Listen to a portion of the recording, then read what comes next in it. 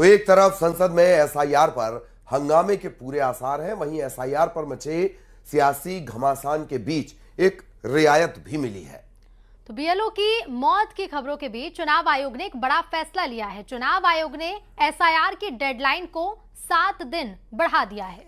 अब 11 दिसंबर तक SIR form जमा हो सकेंगे और 14 फरवरी को फाइनल वोटर लिस्ट जारी होगी।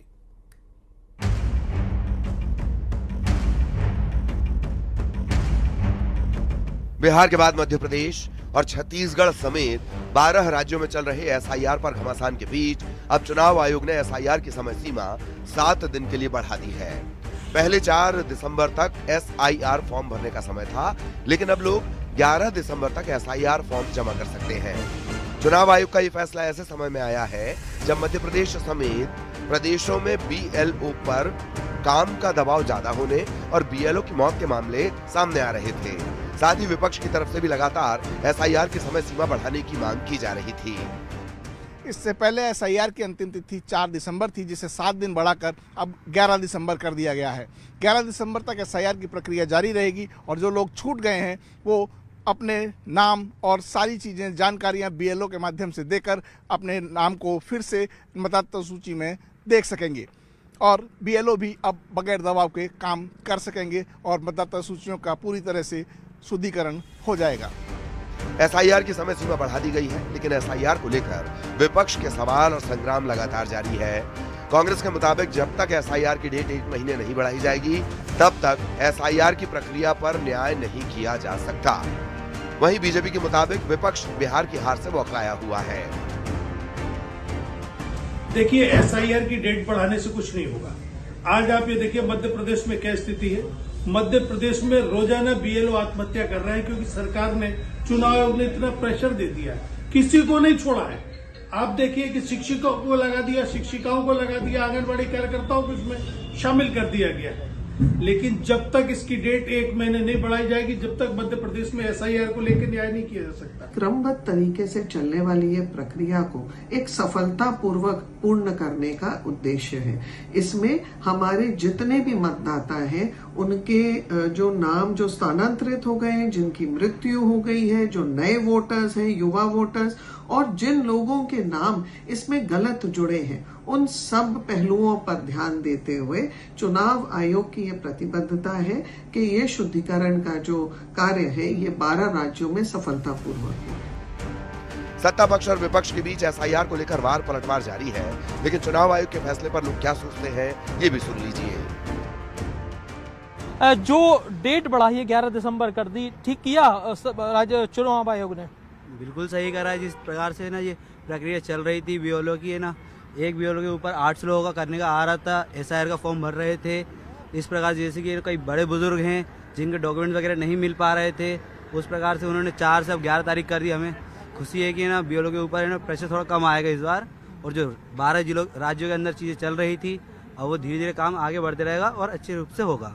अच्छा, आरोप लग रहे थे कि बीएलओ पर प्रेशर तो है ही, लेकिन कहीं कहीं फॉर्म बटे भी नहीं रहे थे, भर भी नहीं रहे थे। इससे थोड़ा टाइम मिलेगा तो सब लोग अपने नाम जुड़वा पाएंगे, ठीक रहेगा ये? बिल्कुल बढ़िया रहेगा, सही रहेगा। चुनाव आयोग के मुताबिक मतदाता सूची ज्यादा सटीक और सुव्यवस्थित तरीके से अपडेट हो सके, इसके लिए एसआईआर की डेडलाइन बढ़ाया जाना जरूरी था। सियासी वार पलटवार के बीच चुनाव आयोग का ये फैसला वोटर लिस्ट अपडेट करने के काम में जुटे बीएलओ को थोड़ी राहत जरूर देगा। साथ ही एसआईआर के काम में आसानी होने की भी उम्मीद है। Bureau report, news 18।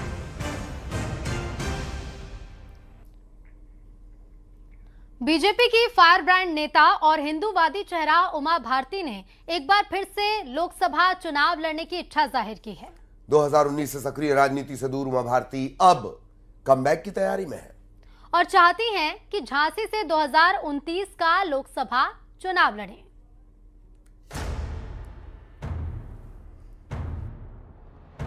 एमपी की पूर्व मुख्यमंत्री और बीजेपी की फायर ब्रांड नेता उमा भारती ने एक बार फिर लोकसभा चुनाव लड़ने की इच्छा जताई है।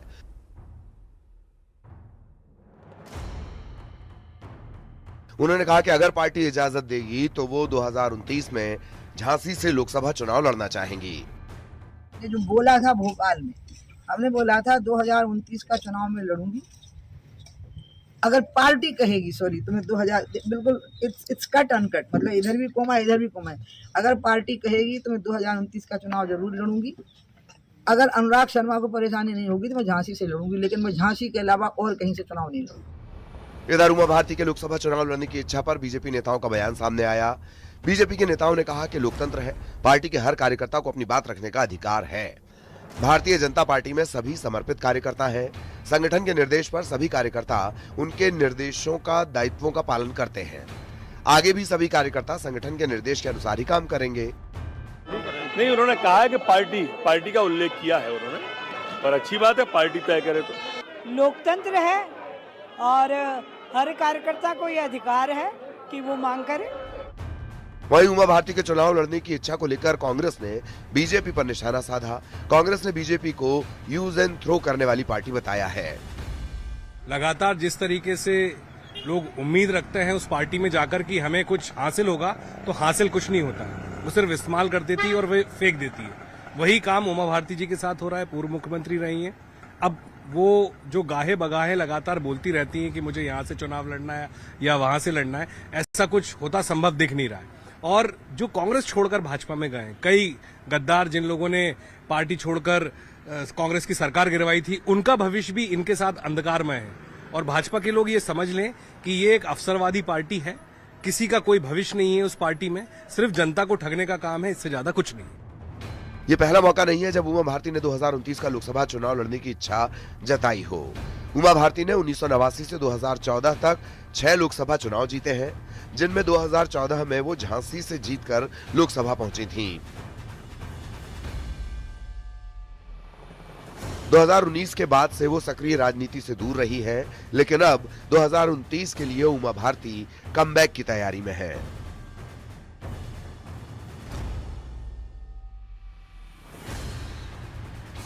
Bureau report, news 18।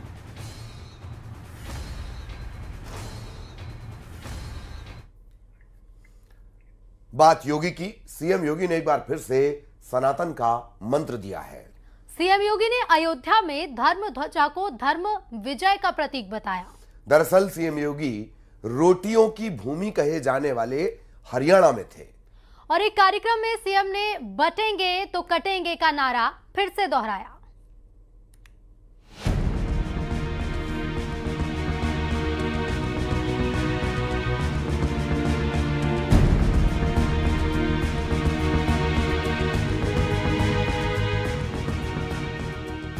सीएम योगी ने हरियाणा के झज्जर से सनातन का बड़ा संदेश दिया और अयोध्या में फहराए गए धर्म ध्वजा का जिक्र किया।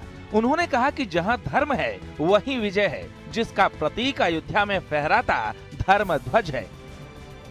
क्योंकि हमारे यहाँ तो कहा गया है ना, ये तो धर्मस्त तो जय, जहां धर्म होगा वहीं जय होगी, विजय होगी, अवश्य विजय होगी। और जब एक साथ बोलेंगे, एक साथ चलेंगे, एक साथ सोचेंगे, तो परिणाम तो आना ही था।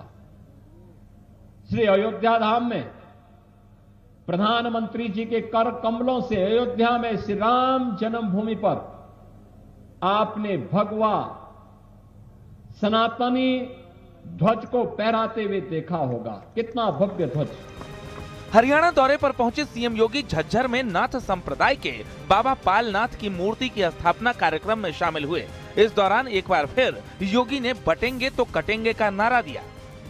अगर दुनिया के अंदर इस चराचर जगत की रक्षा करनी है तो सनातन की रक्षा करनी होगी, उसे सुरक्षित करना होगा, उसे हर हाल में सुरक्षित बनाना होगा। और ये तभी होगा जब हम सब मिलकर के एक रहेंगे। हमें बटना नहीं है, बटेंगे तो कटेंगे। याद करना,